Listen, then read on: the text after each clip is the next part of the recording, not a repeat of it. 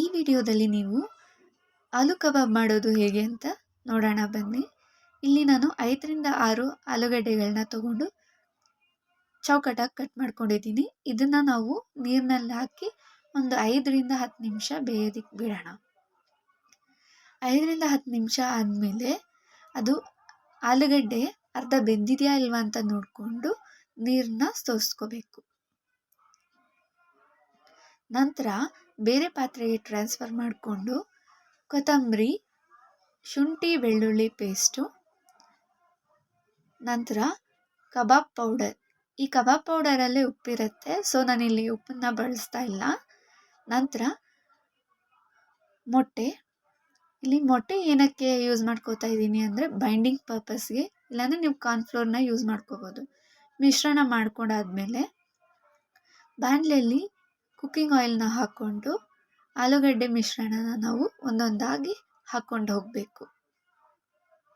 ಇದನ್ನು ನಾವು golden brown ಬರೋವರೆಗೂ ಬಿಡೋಣ. ಚೆನ್ನಾಗಿ ಕುಕ್ ಆಗಬೇಕು.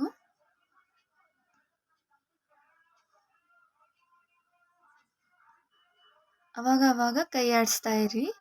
ಸೊ ಅದರಿಂದ ಎಲ್ಲ ಕಡೆನೂ ಒಂದೇ ಕಲರ್ ಕಾಣಿಸುತ್ತೆ. ಒಂದು ಕಡೆ ಸೀದಿರುತ್ತೆ, ಒಂದು ಕಡೆ ವೈಟ್ ಆಗಿರುತ್ತೆ ಅಲ್ವಾ. ಸೊ ಮಿಕ್ಸ್ ಮಾಡ್ತಾ ಇದ್ದರೆ ಗೋಲ್ಡನ್ ಬ್ರೌನ್ ಬಂದಿದೆ ನೋಡಿ, ಗೋಲ್ಡನ್ ಬ್ರೌನ್ ಕರೆಕ್ಟಾಗಿದೆ ಅಲ್ವಾ.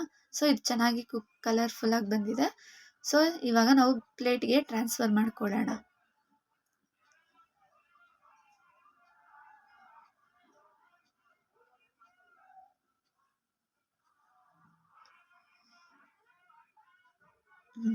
ಈಗ ನೋಡಿ ಇದೆಷ್ಟು ಗೋಲ್ಡನ್ ಬ್ರೌನ್ ಆಗಿ ಬಂದಿದೆ ಅಲ್ವಾ.